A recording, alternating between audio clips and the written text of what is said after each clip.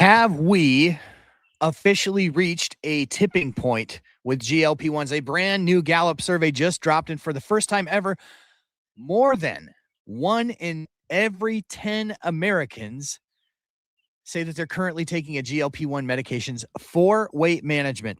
Now, if you listen to On the Pen's podcast from this week, you know, we already took a deep dive into one of the most surprising findings of this report, that patients taking compounded GLP-1s actually rated their treatment experience slightly higher than patients who are taking brand name medications.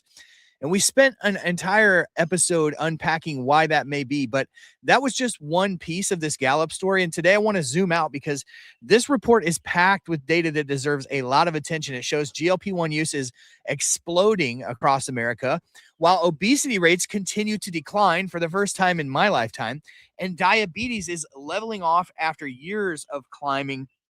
A major shift where patients are getting their medications, and some fascinating clues about where obesity medicine might be headed next. So today we're going to break down the biggest takeaways from Gallup's new report, separate the headlines from the reality on the ground, and talk about what all of that means for patients, providers, and the future of obesity care. Welcome back to On the Pen Live. You're about to be injected with the highest dose of information, empowerment, and inspiration.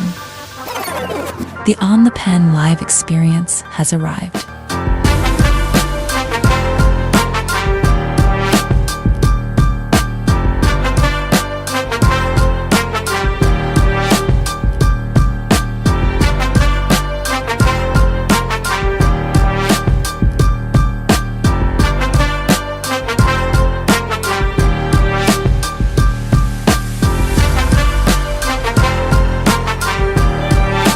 Get ready to embark on a transformative adventure. Welcome to On the Pen Live. Oh my goodness. And my computer is frozen. And my computer froze. Happy Friday, TGI Friday. Welcome back to On the Pen Live. We're live every Monday, Wednesday, Friday at 11 a.m. Central Time. It is good to be here with you today from my porch, because we are technically homeless. Technically homeless for the next, couple of weeks here as we get the new office, the new studio set up and ready to go. So appreciate y'all bearing with me. I tell you what, it is quite a challenge to prepare for a podcast, to prepare for a live stream, to do all of this without a dedicated workspace. It is another reminder that I am so thankful for all that On the Pen has provided for, or all that the On the Pen community has provided for us over the last year or so in terms of doing this full time and having our own space. So only now that we're out of our temporary office and waiting for our current office am I super thankful for that space that I had, because it makes it so much easier to do this work. But welcome back. It's good to see you. Losing It Grace is in the chat. Michael Clanton's in the chat. Jude, Just Sherry O is in the chat. Nancy Foley, Big Rig, Ohio. Journey of Life is in the house. Jennifer, Nebraska, always good to see you. Linda B. Barbara is in the house. R.E. is in the house. Mike Trinchatella is in the house. Ruben's here. Welcome back. Ruben, I think you were on the road last time that we were live. Debbie is in the house. It's good to be with you all today. If I missed anyone, Hawkeye Girl, I see you up there as well. Yeah, so appreciate y'all being here, and thank you for being patient as we were waiting to come on the live stream today. I'm holding my microphone today, so hopefully that doesn't drive anybody nuts, and hopefully I don't hit the mute button.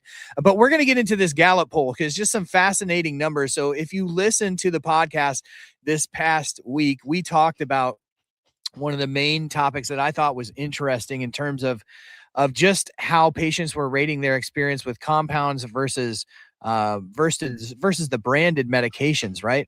I thought that was a fascinating sort of deep dive in terms of just what patients were saying, ranking their experience with compounds slightly higher than patients were ranking their experience with the branded medications. Now, there was a lot more to unpack. It's just that we didn't unpack it on the podcast. That's what we're going to do on today's live stream. So to refresh some of you, this was a Gallup poll that was conducted from May 28th of this year to June 5th. So pretty fresh data, not social media, This isn't prescription data. This is actually Gallup polls where they're asking Americans directly about their experience with GLP-1s. And it seems like America has really reached a tipping point. I think that's largely driven by the expansion of the Wegovy pill. Over 3 million scripts have been written for the Wegovy pill and filled already. Just a staggering number. But from this, we learned that 11% of Americans are currently taking a GLP-1. Now, if you just want to put those numbers into perspective, that is up from just 3% just 2 years ago. Okay, so we have almost quadrupled the amount of folks using GLP-1s for obesity management in just 2 short years. And 15% of Americans say that they've used a GLP-1 at some point for weight management. So, just for perspective, roughly 29 million Americans say that they're currently using a GLP-1, and nearly 40 million Americans have said that they have tried a GLP-1. So we've moved beyond this phase of sort of early adoption of GLP-1s, and they are becoming mainstream medicine. Now, for those of you who are just tuning in and maybe finding this content for the first time, we are on the pen. We've been talking about this topic, obesity medicine, for now 3.5 years, almost 4 years here at On the Pen. And we've grown as the number of people who are using these medications have grown. If you want to know what we do, we exist to provide obesity medicine news from the patient perspective. And it's information that empowers you to have better conversations with your doctor. And so that's what we do here. So if you're not subscribed, hit subscribe down below. And if you have not already hit the thumbs up button on this video, please hit the thumbs up button, because we know that there are millions more Americans, because there are nearly 100 million Americans who would likely benefit from these medications. There's more to get on these in the future. And I think as we discover some of the peripheral benefits of being on a GLP-1 that are sort of irrespective of weight loss or outside of just weight management or diabetes management in general, whether we're talking obstructive sleep apnea, major cardiovascular events, non-alcoholic fatty liver disease, all of these things are going to be touched by GLP-1s. And we know that the future of these medications is studying in things like alcohol use disorder, opioid use disorder, smoking cessation, asthma, a lot of neurological things, major depressive disorder. And so what we're seeing is these medications will continue to touch not just folks that are living with obesity, but folks that are living with adjacent and downstream effects of the disease of obesity. So just some staggering numbers from this Gallup poll. Now, nearly everyone knows about GLP-1. Like I said, we've kind of transcended this early adoption phase where we're the only ones on the internet talking about this. Obviously, there's many people talking about not only GLP-1s in their experience, but there's many people now talking about obesity medicine news, something we started talking about 3 years ago before anybody was talking about it on the internet from the patient perspective. And so we've sort of carved out this niche, and we've moved beyond, because there are so many talking about it now, including people with massive platforms. Like we're talking about the Oprahs of the world, right? We're talking about, there's a lot of comedians that are now openly talking about their experience with GLP-1s, whether it's comedians like Jim Gaffigan or Bert Kreischer. Some of those folks. We've seen famous actors and actresses. The plus sides had, what was that actress? Rosie O'Donnell, another comedian as well. So we're just seeing that these have transcended that early adoption phase, because back in 2024, only 80% of those polled said that they were aware of GLP-1s. That number is now 91% of the people that were polled in 2026. So think about how much that changes the conversation. 2 years ago, people were asking, what is Ozempic? You know, everything was Ozempic 2 years ago. What is Ozempic? Now they're asking, which medication should I try? What dose should I be on? How do I get this at the pharmacy? How do I get my insurance to cover it? Now I'm in maintenance. What am I supposed to do to maintain the weight loss that I've achieved with the GLP-1? So the conversation is definitely shifting in a pretty major way. Now, obesity itself as a story is also got a massive headline, right? And that is that Gallup findings have also shown that in 2022, the obesity rates were 39.9%. So right around 40% of patients polled were living with obesity. Now that number is 36.4. So while correlation doesn't necessarily equal causation, I think you and I both know that the rise of GLP-1 use and the falling numbers of obesity are 100% correlated. I don't think there's anybody within the comments section of this video that would disagree with that statement. Obviously huge impact on the obesity rates, and even greater numbers to follow, because we know that in the last week or week and a half, Medicare has expanded coverage to millions of Americans who previously did not have coverage for obesity management, who now are getting on Zepbound, who are getting on Wegovy or the Wegovy pill or Foundayo, and finally treating the disease of obesity. We've also seen diabetes numbers stop climbing. So the first time in many years, we've seen type 2 diabetes rates start to stabilize, because ultimately what we've seen with like the SURMOUNT-4 data, which took hundreds of patients with pre-diabetes and put them on tirzepatide, 94%, I think you can quote me on the exact percentage, but I believe, going off the top of my head, it was about 94% of patients who were taking tirzepatide with pre-diabetes never developed type 2 diabetes. So using this for weight management is also a huge prophylaxis, as we've seen in the data, against developing type 2 diabetes. So while we shouldn't expect diabetes prevalence to fall immediately, because these medications don't necessarily reverse type 2 diabetes, they treat it, this is an encouraging signal, because now that we're expanding to all these folks on Medicare for whom pre-diabetes is a pre-existing is a comorbidity that allows patients to get on these medications with a qualifying BMI of 27 or higher, pre-diabetes is included in that. So think about all the folks on Medicare who will be gaining access to a GLP-1, who will now not be developing type 2 diabetes.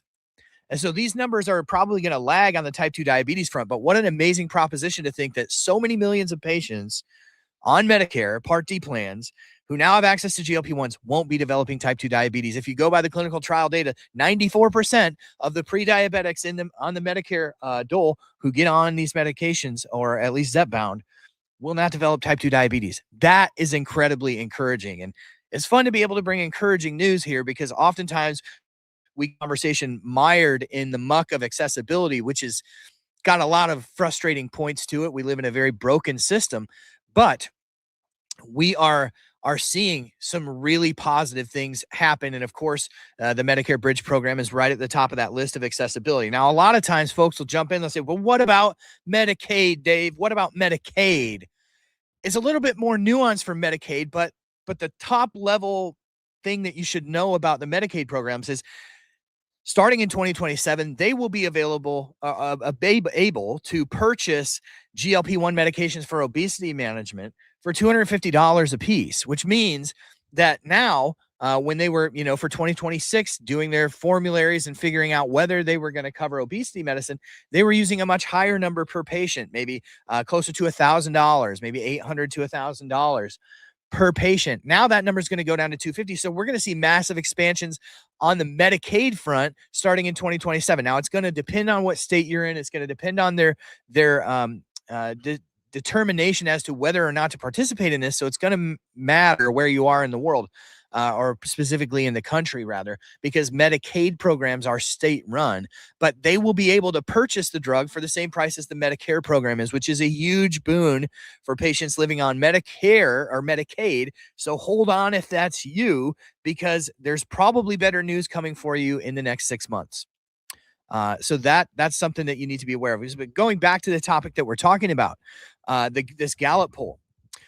So brand is still leading, but surprisingly, even in an era where branded medications are expanding, we see the Wegovy pill for a really reasonable $150 to start. I think it goes up to maybe $299 at the highest dose, but that's as effective as the weekly injection.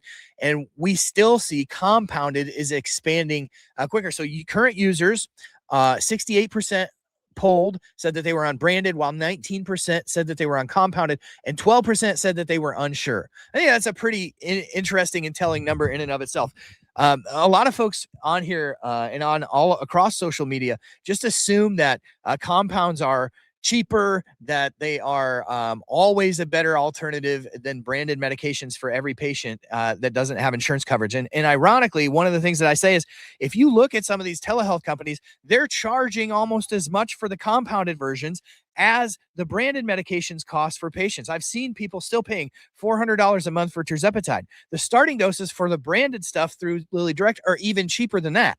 And so it's very interesting because there are definitely a lot of places that still play off of the idea that patients are unaware that the branded medications have been coming down in price and that there is that path through LillyDirect or through NovoCare to get the branded stuff for cheaper. So on balance, if you look at a lot of the big players in telehealth, a lot of them are still charging quite a bit of money for compounded, and 12% of patients out there aren't even aware of whether they're on branded or compound because they don't know the difference. And I think that that's a very interesting information gap.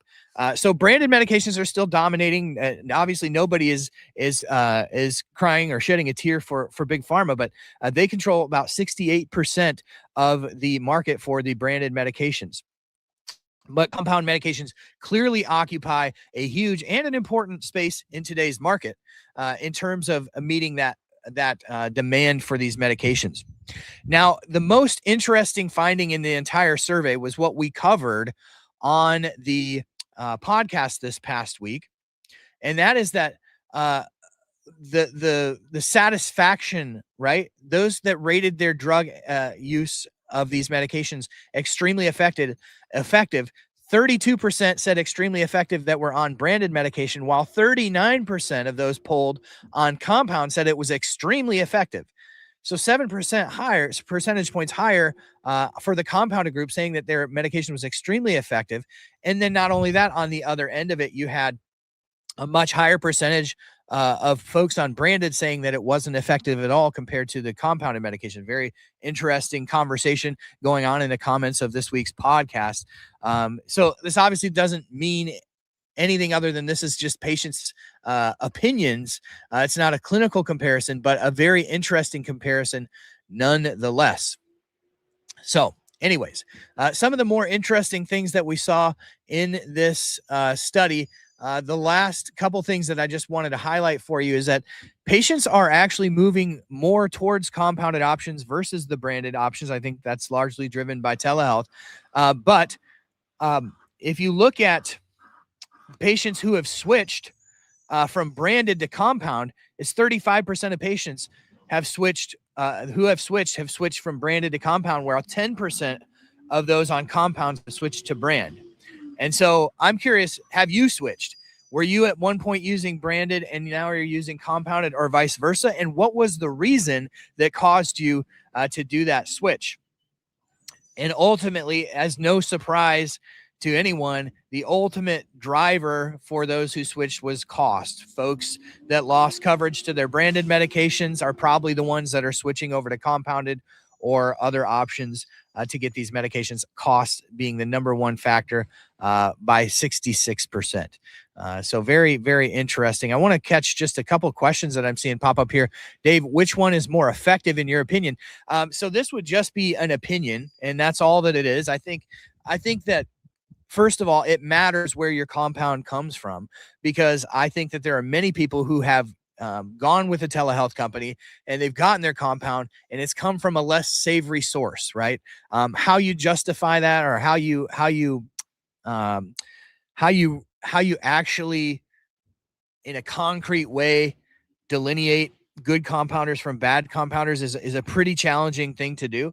But one of the things that I would say is that they're not all created equal, and it's important to do your due diligence and know where your compound's coming from. Listen, this is why the FDA takes big umbrage with the facts that a lot of the telehealth companies put their names on the vials when they're advertising, because ultimately the compound doesn't come from your telehealth company. It comes from a contracted third-party pharmacy that actually makes these medications. And so it matters where your compound comes from. And so do your due diligence in terms of finding whether it's a 503B, and you can look up that it's an outsourcing facility inspected by the FDA. You can look those up on the FDA website.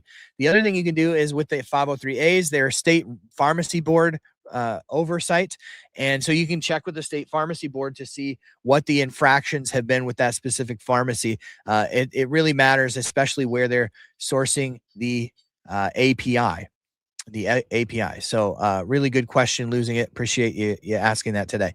Again, if you have a question, drop a Q in front of it so that it jumps out to me and we can answer these together. If you haven't hit the thumbs up button, so far, hit the thumbs up button. I hope that you've enjoyed this Friday live stream. This is TGIF. We talk about really whatever we want. So whatever you want to talk about, if you listen to the podcast this week, let me know what you thought about it. We brought on a new sponsor. VoaFit is our new sponsor for our podcast. So I hope that you'll check them out. Let's see. I think Nerd Incubator usually always has really good stuff to say. Nerd Incubator has a compounded brand name user. Not all TERS is TERS. I can maintain on one, but not the other, yet equal dose. It depends on where it comes from. Yeah, the compounds are not all created equal, so it's very difficult to make a broad sort of sweeping, sort of statement about compounds versus branded in general. But the one thing to know about compounds is they're not FDA approved. The branded versions are. Some people that'll mean something to you, and some people it will mean something, but for a whole nother reason. And so it is what it is, right? You have a certain level of oversight that comes with the FDA that does not come with the compound pharmacies. Again, the FDA doesn't even regulate most compound pharmacies because most compound pharmacies are 503A and they're governed by their state pharmacy boards. Only the outsourcing facilities sort of fall under the current goods and manufacturing process, which has oversight from the FDA. There's a lot to unpack there, but just know that they're not all created equal.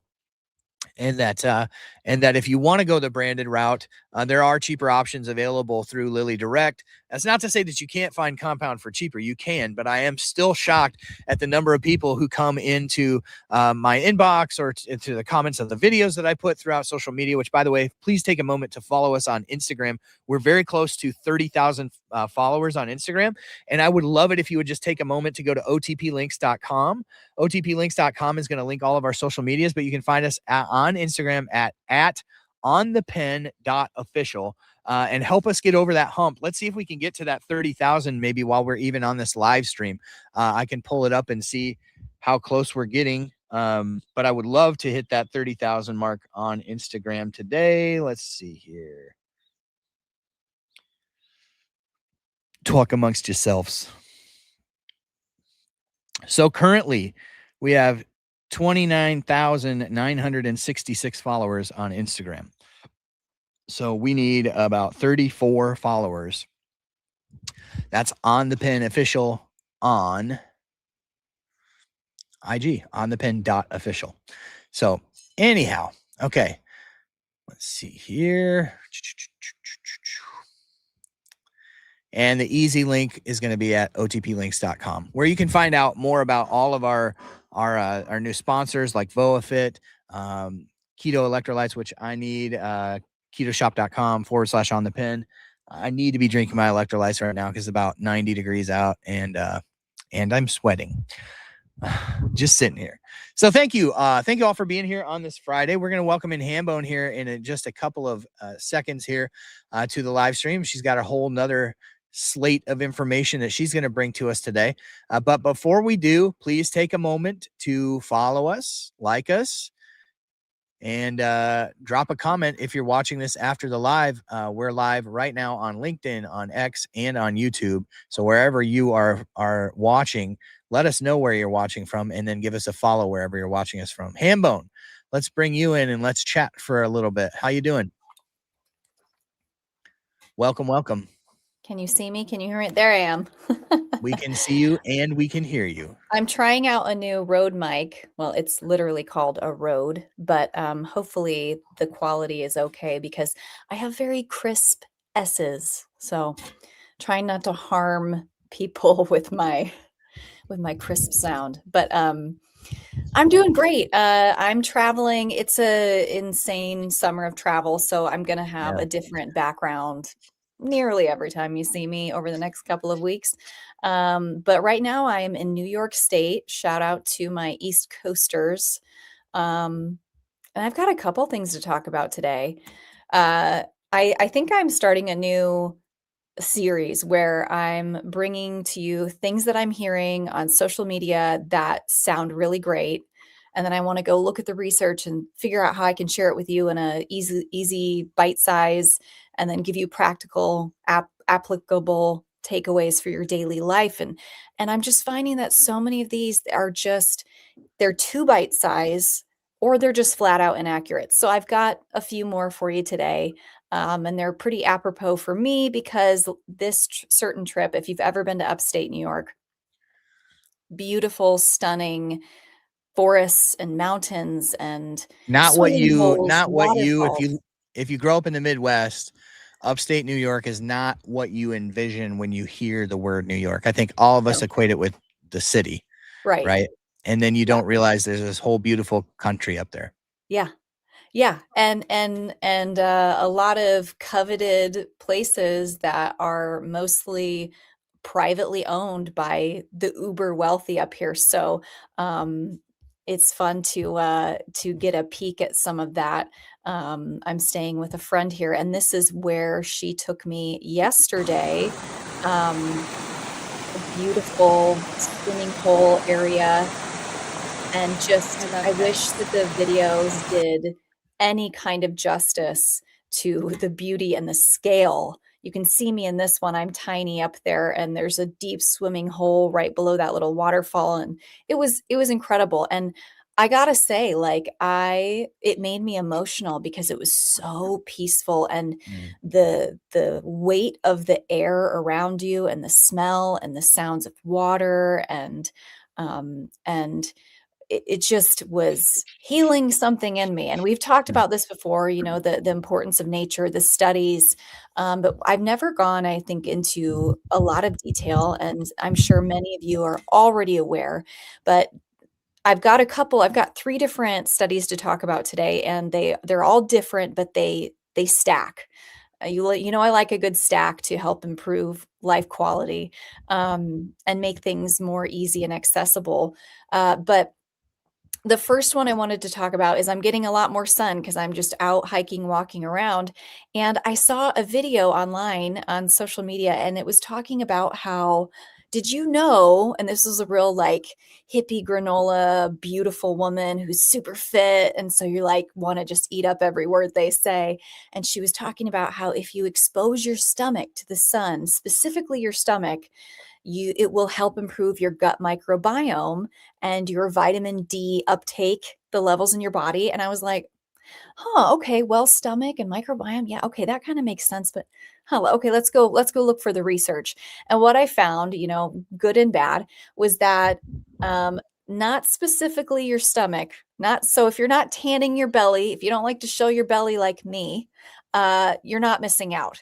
It seems that if you in the studies they tanned different areas of the body of people that were vitamin D deficient, and then the other people they gave a vitamin D supplement to, and very little to no increase in the vitamin D supplement people, but in the people who got more sun exposure on all different places of their body had an improvement in the level of gut microbiome diversity. Now, diversity isn't always correlated to longer, better health outcomes necessarily, but it does have immediate health improvements, especially with your vitamin D and the connection between vitamin D and gut microbiome.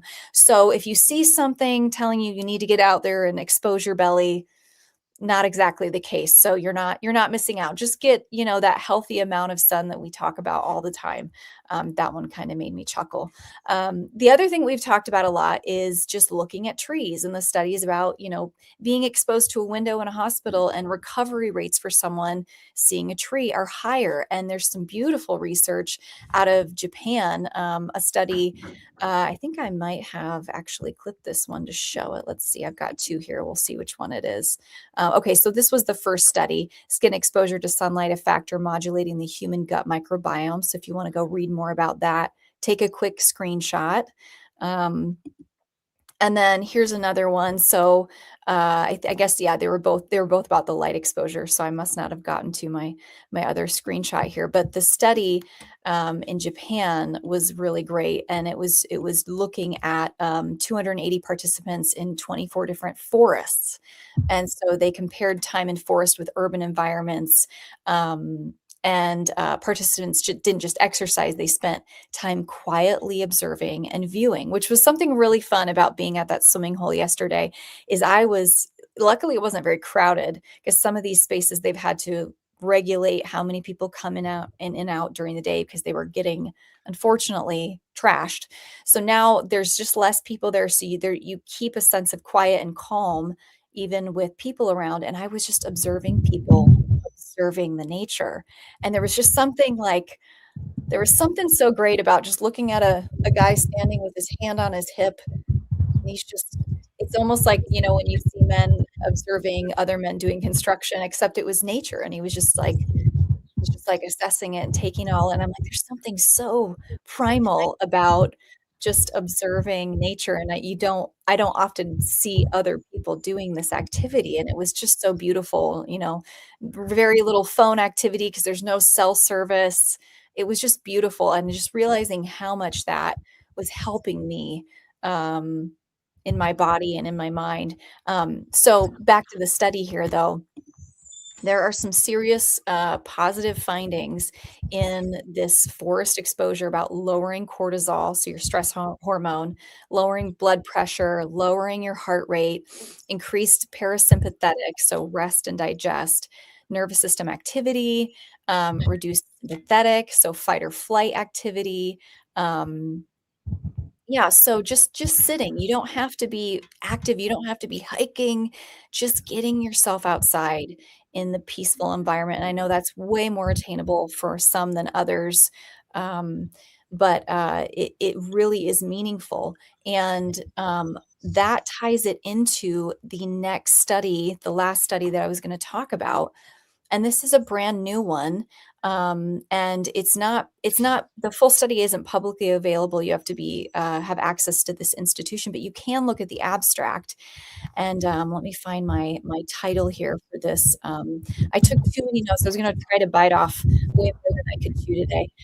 But cross definition GWAS of IBS in 2.8 million individuals reveals cardiometabolic and triglyceride linked mechanisms. Okay, another wordy title, but essentially, this study design was genome wide association study. That's that at long acronym meta analysis. So 2.7, it's almost 2.8 million individuals from 22 biobanks, and they evaluated IBS genetics, and it was across different ancestries, different IBS case definitions, symptoms related to IBS subtypes, and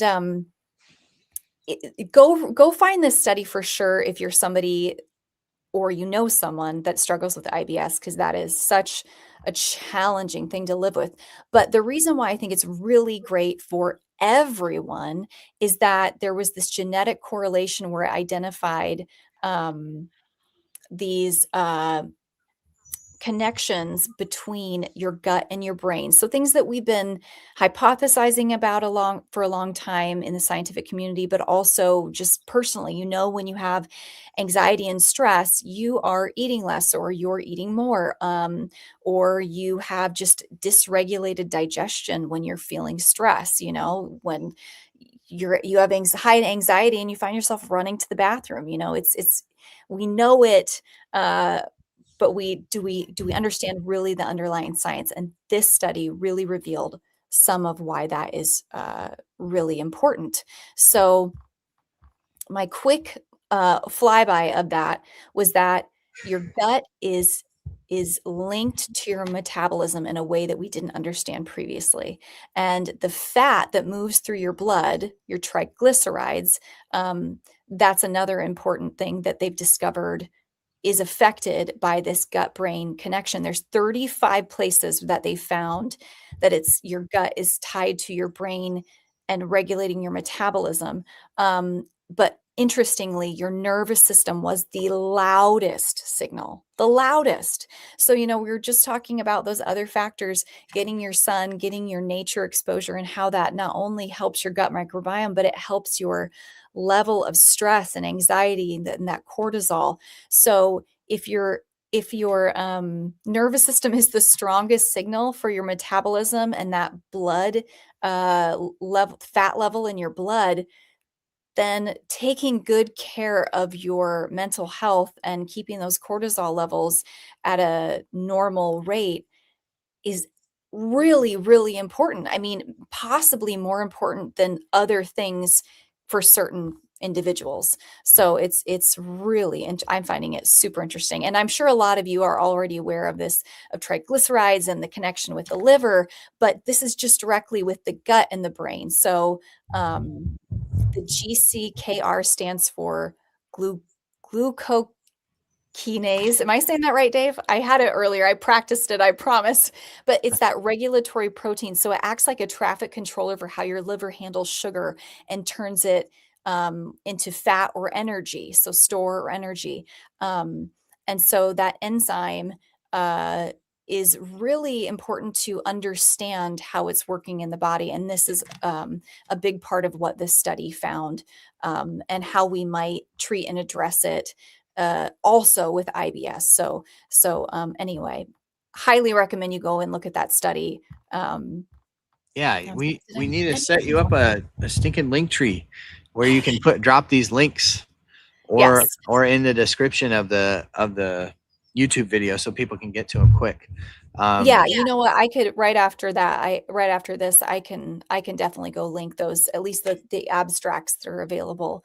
But yeah, it's if we can figure out uh this genetic variant where some people are just better at clearing glucose from their blood, and we're understanding how the signaling works better, we're way more well positioned to create therapies and things. But also just knowing that GLP-1 drugs that are helping that gut brain connection become more regulated and back to a normal state.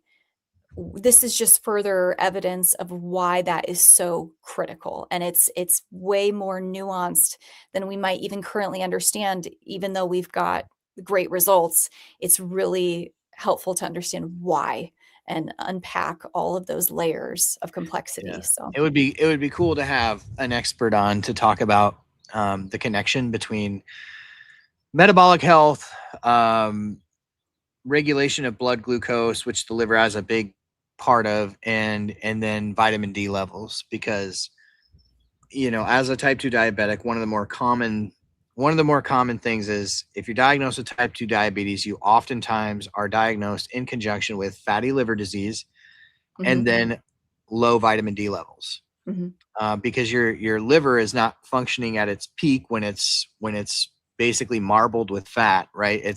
It's more trying to convert that fat into sugar all the time, and so your liver definitely is not functioning properly. So liver health is such an important one when you talk about overall metabolic health, which is why retatrutide is so intriguing, because retatrutide has that glucagon component, and it really seems like that glucagon component added to the GLP-1 GIP, which would be what tirzepatide is. That glucagon component really helps to supercharge the liver's ability to shed that fat marbling, like that fatty liver, and ultimately get your liver functioning optimally. And so I'd really be curious to know how that sort of shedding of the liver fat, especially in diabetics, ultimately impacts vitamin D outside of any supplementation or any changes in lifestyle. Like, how much does just reversing fatty liver improve those vitamin D levels, and how does that all work together? That would be a really good one to have an expert to come on and talk about, because that's a fascinating topic. That would be incredible. Yeah, and I think that there's going to be a lot more research coming off of this study, specifically around the gut-brain axis. And that's axis with an X, which is a whole nother interesting thing to go on a rabbit trail about. But yeah, for sure. For sure. And there are some people talking about this online, but I just didn't feel like they went into all the detail about why this is really important for obesity, and maybe revealing of some of the things that GLP-1s are correcting. So yeah, for sure. Yeah, the gut brain connection is definitely something that has been interrupted by our environment, right? The nutrient stimulated hormone class of medications, which is what all GLP-1, we call, use the term GLP-1 generically, but but a better way to refer to them would be nutrient stimulated hormones, because not all of these medications that are coming out are incretins, or GLP-1, right? They're amylin, which is not an incretin. Glucagon is not an incretin, but they're all nutrient stimulated hormones. And those nutrient stimulated hormones, your body's got all of these really amazing abilities to sense those nutrients and then signal. That's all the hormones are signals to your body, which is why peptides are becoming so big, why they've been a huge part of my getting to where I'm at, which, by the way, 270 pounds today. I am now 4 pounds, I think 4 or 5 pounds off of my lowest weight in 10 years, which I hit. Wow. And I was slamming tirzepatide, sometimes even more often than 15 milligrams, but sometimes I was taking it, like 5 days apart instead of 7, just to get more of an effect. The fact of the matter is, now when I combine some of this other signaling, MOTS-c, tesamorelin, ipamorelin, testosterone, I'm able to be down to that weight with 1/3 and less than 1/3 of the dose of tirzepatide that I was on before. So I don't have that anhedonia. Like, it is not just shutting off everything. And I really have our partners at VoaFit to thank for that, because they're the ones who have started to help me understand the importance of treating obesity on a very individualized basis, because there's a lot of signaling that's off base, not just your incretin nutrient stimulated hormones. And so, like, the tendency, I think, for a lot of people, at least like myself, is to just redline that pathway, like just push it as hard as we can go. Well, the reality is, for me, I don't have to push that pathway that far. In fact, about 2 milligrams every 2 to 3 days of tirzepatide really controls my blood sugar very well. Listen, we were on the go this morning, and this is something that happens very rarely in my life. But we were on the go. We were at our camper last night, had to be in town today for a doctor's appointment for one of our kids. And there's about 16 other things going on. I'm trying to pull this up. But this morning, my breakfast was a donut. And I literally can't even tell you the last time I had a donut. But you can see where my blood sugar spiked and came right back down, and it spiked to 163, which is a pretty big spike, but it was a donut. And so you just like look at that chart there, and that is on, less than 5 or around 5 milligrams of tirzepatide a week. So I wanted to find where does it control my diabetes the best? And it doesn't take that much tirzepatide to control my diabetes. And in fact, what I found is cranking it up higher doesn't really shut off hunger for me. It shuts off like motivation. And so instead of redlining that one pathway, finding, oh, hey, Dave, by the way, too, your testosterone levels are below 200, and the low end is 300, right? So very low testosterone. So getting that corrected, and now I'm putting on muscle mass. So not only am I, the exciting thing for me is, not only am I down to 5 pounds from my lowest weight, but my body composition is so much different than it was even 6 months ago, because I'm also combining tesamorelin, ipamorelin, which is stimulating the growth hormone pathway. And I'm using MOTS-c now, which is something that can help your mitochondria operate more efficiently and help your insulin sensitivity, which some believe that tesamorelin can kind of work against. But anyways, I'm just so thankful that, that I'm learning more about the signaling and what different hormones do, so that I'm not so, myopically focused on just this incretin nutrient stimulated hormone pathway. And it's been a game changer for me to be looked at holistically, right? As a person, and say, like, here's all the things that you're dealing with, and here are the tools that are available to help you fight that. Like tirzepatide, Zepbound isn't the only tool. And I use Zepbound now because of the quick pen. I can dose it how I want to, or how me and my doctor want to dose it. But I was on Manjaro, which is the diabetes version, forever. And so it's just great for me to be able to be looked at holistically and treated holistically. Ruben says, doctors recommend at some point to not follow the quick titration. Doctors recommend at some point. Is your question, will they? I think more and more doctors who prescribe these, and you can look at some of the greatest clinicians I think out there that are prescribing these. Obviously, VoaFit is leading the way because they developed My Level app, which is just a game changer, an absolute game changer at developing, looking at your levels and not your dose. But you can look at doctors like Dr. Spencer Nadolsky, excellent obesity medicine doctor. He's got patients that are doing, split dosing and things like that, because he's one of the first ones to flag this anhedonia thing, finding patients that get, too high on these doses. And then ultimately it's detrimental to them. It keeps them out of the gym because they lack the motivation.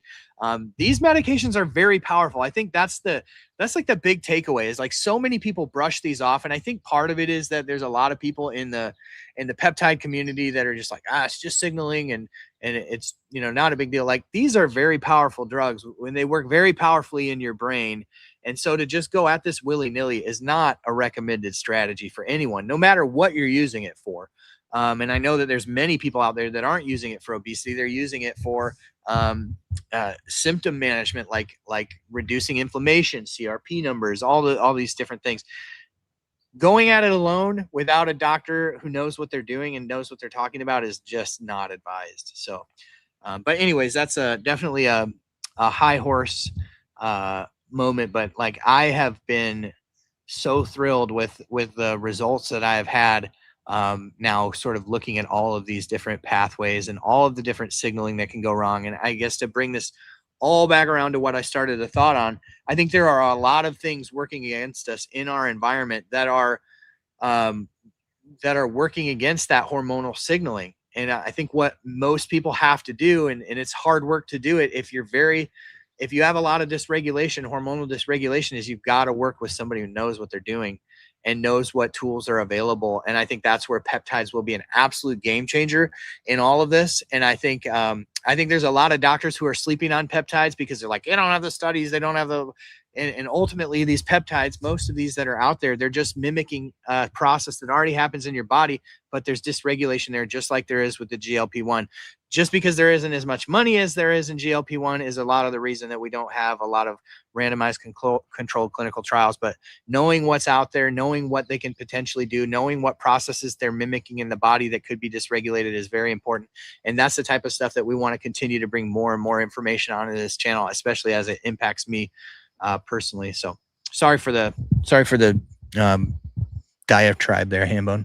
No, I think it's great because I think in general, just so many barriers to not only convincing people, but then having the access to comprehensive care, because some people, they try different GLP-1s type drugs and they have too many issues, or they don't have any success, and then they just walk away from it, or they have great success and it's causing them to just focus on that success and not the rest of the issues that they're willing to deal with because they're so happy and they're benefiting from weight loss. There's so many positive things that come from that you're willing to overlook or just not treat the other issues that are happening in your body. And so, just I think we're always up against it, trying to convince people to remember to take care of all of the other things.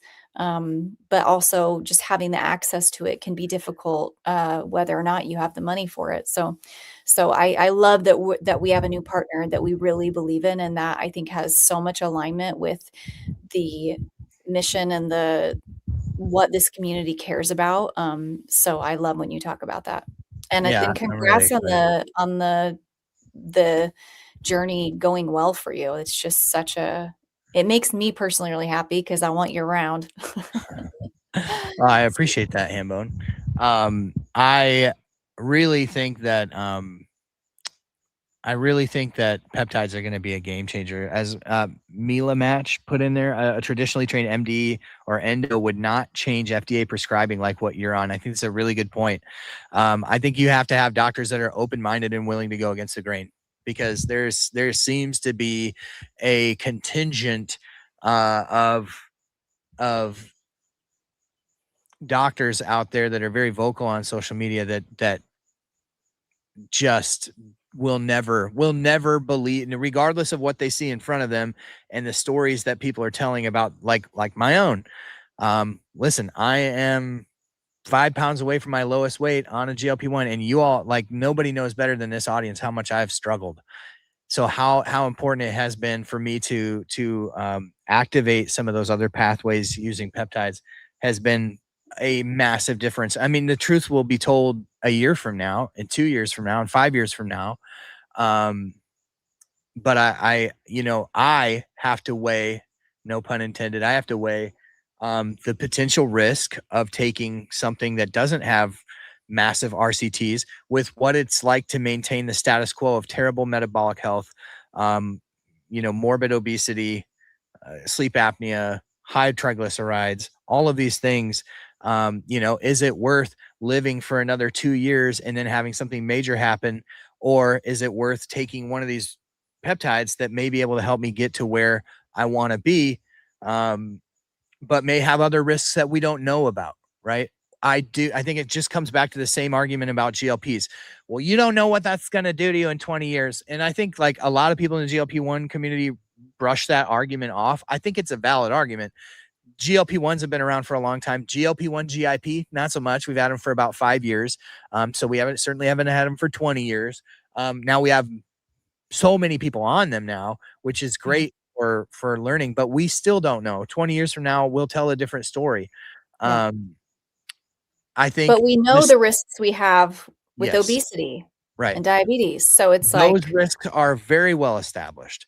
And so you weigh the risk reward, and you're like, for me, if I can control this, I know I'm reducing all this risk, and I'm willing to take that risk. And I think peptides are a lot the same, just with less clarity, because you don't have the RCTs with a lot of these. But with, like, tesamorelin, it's a great example. Tesamorelin is an approved FDA medication. It's called Egrifta. Now, it's only approved in the HIV population, but its mechanism of action is well established in the broader population. Like, it reduces visceral fat. That's kind of fat that accumulates around your organ and shortens life. So that's what tesamorelin does. And I found it, especially as somebody who had a father pass away from a massive heart attack at 54. I don't want to be walking around with a fat heart. I just, if I want to live longer. So ipamorelin is right there in that family of growth hormone stimulating hormones. Just sort of amplifies what tesamorelin can do. MOTS-C maybe to a lesser extent, but there's a precursor to MOTS-C that I think I'm going to go on and stop the MOTS-C, go on that one first. I'm going to lose the name of the peptide, but another peptide that has been FDA approved as well for mitochondrial health. And so, like, you start to weigh these things, like a father that died at 54. I am 41. That's 13 years from now. And I'm willing to take some risk with peptides. And I believe I have the right to take a risk with peptides. I think it's bigger than just like, will it work? Does it work? Should it work? It doesn't mean there should be no regulation. It doesn't mean people should be able to say whatever they want to say about peptides, make claims. It doesn't mean that people should just be able to sell them on TikTok. But I think people do deserve a right to explore treatments when they're looking at a family history of heart attack, a family history of cancer, a family history of all this stuff. And then you've got the weight stacked against you because you're living with obesity and diabetes. And so I think that I have the right. I think you have that right. And I think we should all be advocating for the FDA to move these over to category 1, which is happening in the next week or so, a couple of weeks. SS31 is that other peptide. Yes. Thank you. But it's got a peptide name, elamipretide or something like that. But there's so many, it's wild. There are. It's crazy to try to keep it all straight when you're just live streaming. You're bound to say something wrong. But I think we should all be advocating for that. Elamipretide, I was right. Thank you for that, Mila Match. But yeah, Mary just got approved for the Bridge program. Great. Congrats, That's exciting. Mary. And I think what's exciting about that is the second half of what she says. I'm in maintenance now. The great thing about the Medicare Bridge program is they've included patients with who are on maintenance. So you have to include the doctor knew what they were doing with the prior authorization. They're curious who you used. Do you use your primary care doctor, or are you using a telehealth? I'm very curious to know, because your doctor had to know to put that starting BMI in there, which is great. So congratulations to you and everyone else who's on the bridge. Sherry said, "Sorry, Dave, my dad died of a massive heart attack at age 35. That is so young." I'm tearing up for Sherry. Yeah. He's so young, so young. It's so young. So yeah, that's a little flavor of where we're headed in the future with On the Pen. I plan on, I got to think about how to bring this all together and do a good wrap up video of my personal journey, because I owe it to the community, but also just, I want to do it the right way. Because I want to be very careful about how I talk about peptides. Because I'm not someone who just believes that every peptide makes sense for every person. Like what you see on TikTok is crazy. You'll have like 18, 20-year-olds doing a stack of a whole bunch of stuff. And they're putting in the comments of some random influencer, "Is this a good stack? This is what I'm taking." And it's like, that's not what I'm talking about. Yeah. I'm talking about working with licensed medical professionals who understand hormones, who understand hormonal pathways, and understand how these peptides mimic them and how they may or may not benefit an individual. And I think that's what it all comes down to. If it's one thing to market individualized medicine, it's another thing to deliver individualized care. And that's what we're seeing all across the telehealth spaces. Everything's individualized, personalized. Well, that's a legal loophole to sell compounded GLP-1s, but are you really delivering personalized medicine? Are you really looking at each individual as a person, or are you just pushing compounded medication because it's a profit center? That's not what I'm talking about. And so I want to be very careful about how we have this conversation. But I also want to be very transparent about the fact that for me, ultimately, finding that balance of like trade-off with medicine ultimately ended up being about not redlining one pathway, not redlining the incretin pathway, and finding other pathways that could help me to get to where I want to be. And so that is ultimately where my heart is on this conversation. So that's kind of why I'm slow walking this. But I'll probably be putting something out in the next few weeks where we'll do a little bit more comprehensive deep dive on what I've been doing and how I've gotten to here and what the plan is moving forward. So that's what we'll be doing. Thank you for putting stuff together while you're on the road, Hambone. I appreciate it. All good stuff. If you want to check out anything that we've talked about today, you can go to otplinks.com. You can check out our new sponsors there. There's a lot of stuff there. And then if you want to help us get to 30,000 on Instagram, when you get off here, if you just jump over at onthepen.official, onthepen.official, just like you see scrolling across the bottom, we're at 29,971. We need 29 more followers to 30,000. Help us get there. Thank you for being here. Thank you for being the best part of what we do. And we will catch you next week. We're getting so close to being in our office, but probably another week or two at least of discombobulated lives and podcasts. But I know you'll hang in there with us, and we will catch you on the next one. Thanks for hanging, folks.